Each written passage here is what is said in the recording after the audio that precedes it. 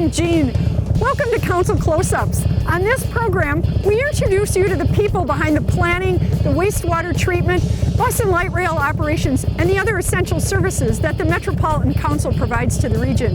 Today, we're talking with Paul Burns. He's the manager of the Council's Livable Communities program. He's brought us here to Afton Alps. We'll be right back after we park.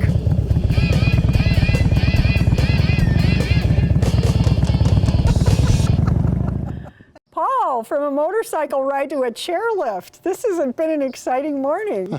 Well, good. I'm glad you enjoyed it. How long have you been riding a motorcycle?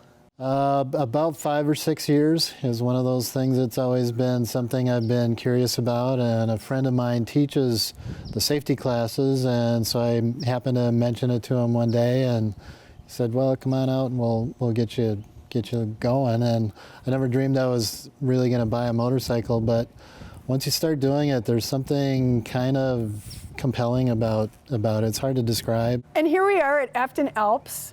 So you must be a skier? I am. I didn't start skiing until I was in college because I grew up on a farm in southern Minnesota. But I fell in love with it the minute I started doing it. And after college, during college, I even started first I was a ski patrol, and then I started teaching. And then after college, I spent a year as a ski bum in Bozeman, Montana. And then once I got married and had a family, my oldest son was 2 years old and started begging me to come skiing with me. And so I started doing that and came out here to Afton. And after a while, one of the instructors said, gee, you know, you're out here all the time anyway, why don't you save some money and become an instructor? That was 25 years ago, and I'm still here. What do you like about the teaching of skiing? Well, there's nothing like seeing the excitement in somebody's eyes when you help them accomplish something and help them at least get down the hill safely. And then once you do that, then helping them get better. Tell us about the Livable Communities program. What is that? Well, the Livable Communities program consists of 3 accounts. The tax-based revitalization account, which is a brownfields cleanup contaminated sites to get them redeveloped to get back on the tax rolls and produce jobs and or affordable housing. There's a local housing incentives account, which is done in conjunction with Minnesota Housing to help produce affordable housing options. And then the demonstration account is to try to help encourage and fund developments that are walkable neighborhoods, that integrate land uses, and raise the bar on developments that ideally create self-contained neighborhoods. We award grants to cities who voluntarily choose to participate in the program.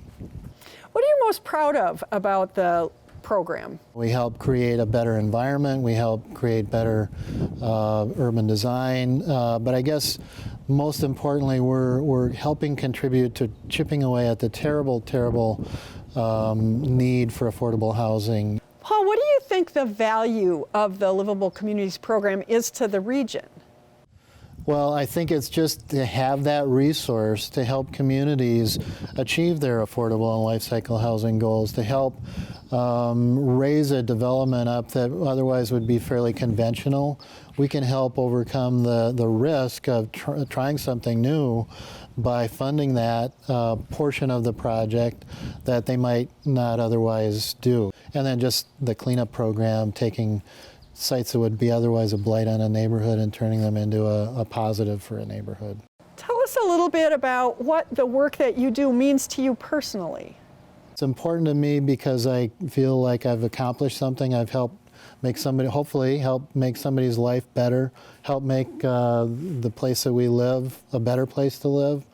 And you know, you can't always just rely on material rewards.